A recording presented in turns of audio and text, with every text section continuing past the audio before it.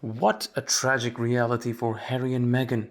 All of the royals appear to have given up on Sussex's deceitful antics. Hello and thank you for visiting the UK Royal News Trends on YouTube. A large group of the royal family, including the Tyndalls and Sophie Wessex, sat down to a turkey lunch with the King and the Queen consort at Windsor Castle yesterday. It follows the King's first Christmas dinner as monarch, which he hosted at Windsor Castle for the extended royal family. Since the COVID-19 pandemic hit in 2019, this was the first time the annual gathering had taken place, and it was the largest reunion since the Queen's funeral in September. Unfortunately for the Sussex family, both Archie and Lilibet were still in the United States, so they, along with the rest of the Sussex clan, will not be attending. The usual location of the event, Westminster Abbey, was substituted with this year for Windsor Castle. Earlier this afternoon, King Charles personally drove to Windsor to be the first to arrive. He dressed for the occasion in a sharp baby blue tie and a navy blue suit. At the same time, the Queen consort arrived shortly after, appearing calm as she was driven onto the castle grounds. And Robert Johnson, the expert, explains it all to us poor Charles. After losing their beloved mother and grandmother, they had to deal with the lies and malice of the humanitarians. What a classic case of being between a rock and a hard place. The rest of the families get to argue in private. It is incredible that despite the large size of the royal family, everyone gets along and gathers for the holidays every year, with the exception of two very jealous, bitter and ungrateful members. Therefore, who is to blame? Easy decision. I just don't get how Ken say he and Meghan were doing a better job than the person who was literally made for his role. What about himself, you ask? To be perfectly frank, he was never a particularly impressive royal and instead took a great pleasure in embarrassing himself. His youngest son has been a spoiled brat ever since he found out his wife wasn't the top dog or even the top four. Their silence during Harry and Meghan's global hissy fit speaks volumes about the family's character. Like you, I've tried to put them in the deep freeze. Let's wish the royal family a happier and a calmer new year. Miss Angela Lewin, in the meantime, concurs, saying that Harry's claim that he and Meghan were more qualified for the role than other royals is instructive. He has an extremely negative, petty, spiteful and envious character. Although Meghan may bring out his worst qualities, personality does not change, barring certain medical conditions. So, if this is who he is now, it is who he has always been, and here I thought Diana's worries about him were unfounded. She continued, at least Harry was open enough to admit he missed these get-togethers with family, friends and acquaintances, filled with laughter, jokes and togetherness. It's depressing to think that, aside from Meghan and the kids, his only support system will be a few famous friends who themselves have families and can only visit for a short time. The fact that Meghan never brings up her background or childhood says a lot about who she is.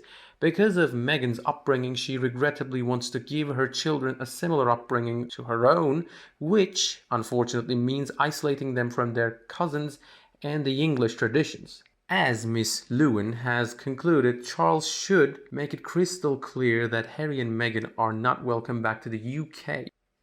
During the trouble she was having with Philip, our Queen was treated with complete disdain. It's common for families to break up, but no one has ever been as despicable as Harry. If Charles wants to restore the legitimacy of the British monarchy, he must disown Harry and stop allowing him to spread his lies. At the same time, anyone can look at old videos of William and Catherine's wedding and subsequent tours to see how crazy fans went over them. Catherine always looks great. The dress Meghan Markle was wearing once came with a price tag. Despite attending to 72 royal events in 18 months, Meghan Markle is no match for William and Catherine, who have been on royal tours for over 10 years. Meghan and Harry feel they have earned the titles of king and queen.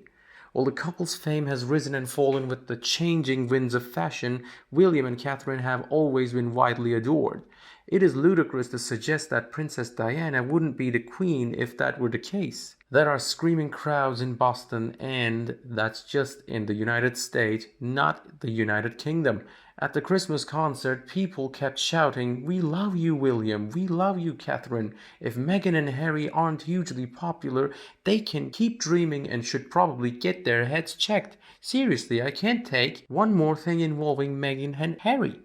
Oh, how sad I am for them. Some people just can't see that they're being emotionally manipulated when someone lists all the ways they have been wronged and why they deserve to be treated as a victim.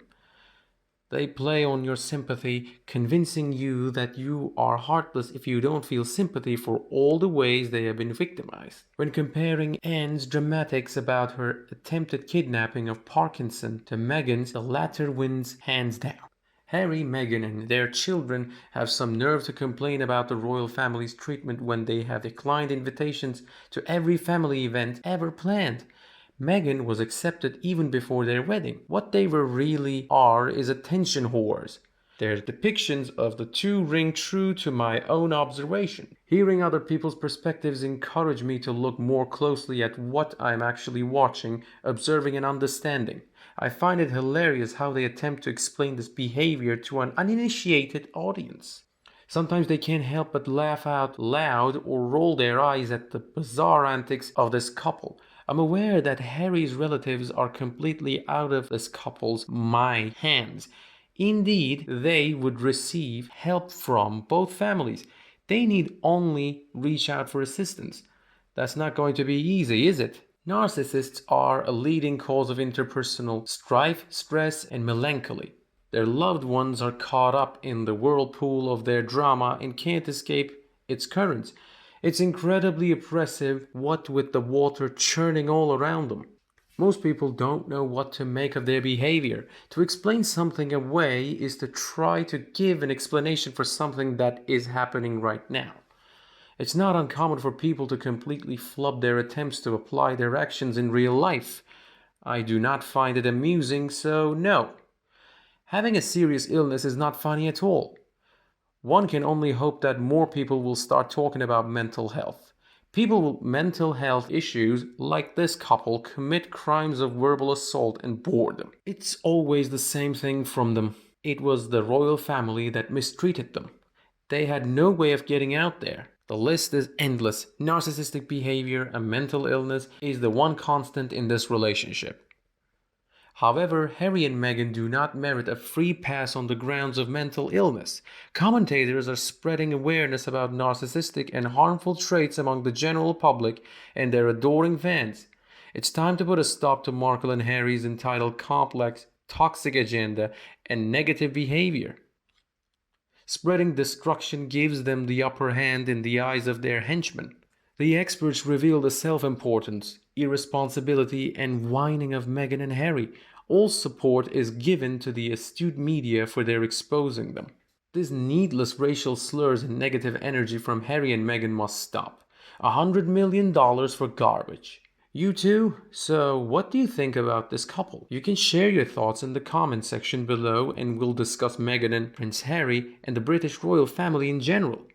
If you're feeling particularly comfortable tonight, please consider liking and sharing my video with anyone else who finds similar enjoyment in it. Please also subscribe to UK Royal News Trends on YouTube for future videos. For now, I'd like to say thank you for watching and say goodbye and hope to see you again tomorrow.